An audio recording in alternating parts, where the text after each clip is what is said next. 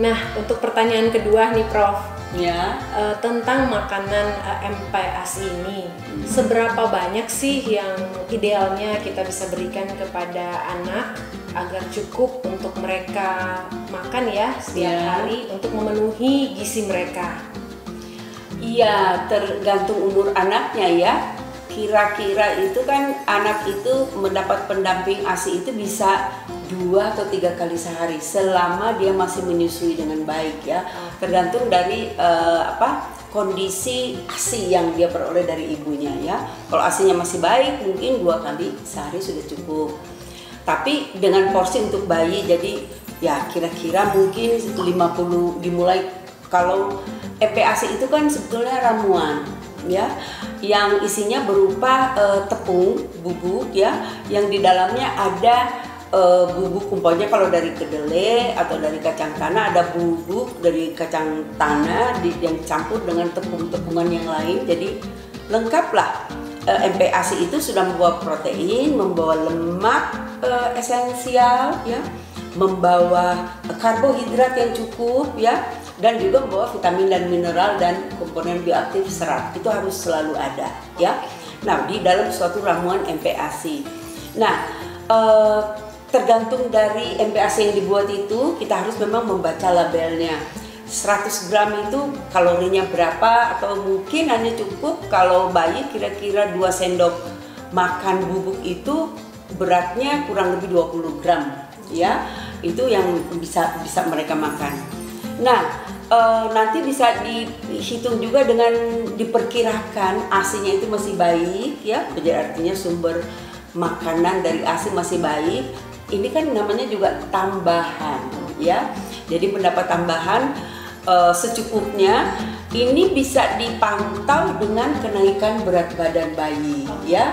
Jadi kalau kenaikan berat badan bayi setiap kali pengukuran bayi berarti jumlah 20 atau 30 atau 40 gram yang diberikan pada pagi dan sore hari malam, atau kalau dia sudah makin besar menjadi 3 kali ya, dengan porsi yang secukupnya sesuai dengan aturan pakai yang ada di label. Biasanya harus ada aturan pakainya ya.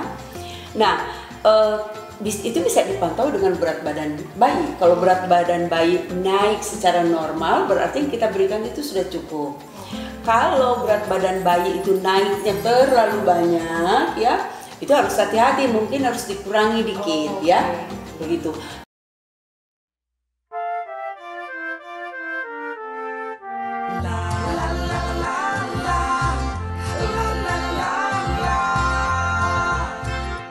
Ayo ma, sama-sama kita kerja. Jangan lelah, ayo kerja yang kau bisa. Ayo ma, bersama bergerak maju. Selalu manis sertakan Tuhan.